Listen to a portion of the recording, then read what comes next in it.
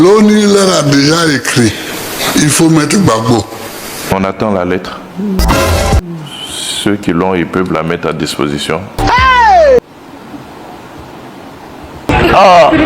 J'ai pas été informé de ce courrier. Nous n'avons aucun commentaire à faire sur les propos du président Macron.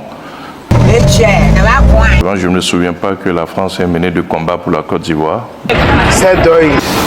Monsieur le ministre, lors de son adresse à la nation le 31 décembre, le chef de l'État a annoncé la rétrocession du 43e BIMA.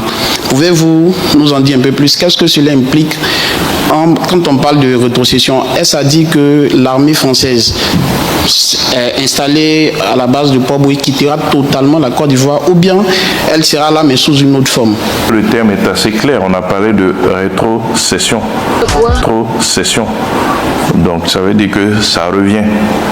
Donc ce camp revient à la Côte d'Ivoire et moi je ne connais pas de casernes où plusieurs armées de pays différents cohabitent.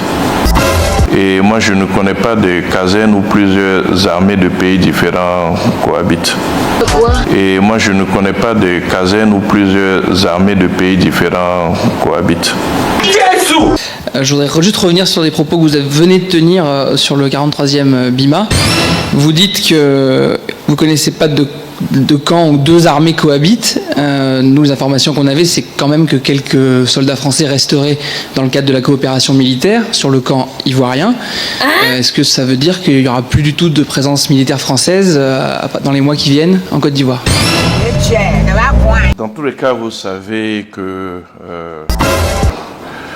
il y a toujours une forme de présence militaire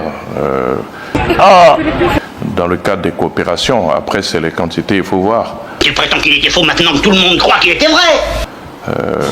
On a des conseillers militaires qui parfois donc sont dans nos états-majors, parfois dans les ministères. Ça va péter! Péter! C'est pas que les Français, les Américains font pareil et ainsi de suite. Donc je veux dire que dire qu'il n'y aura plus du tout de présence, c'est remettre totalement en cause les différents accords qui lient les pays.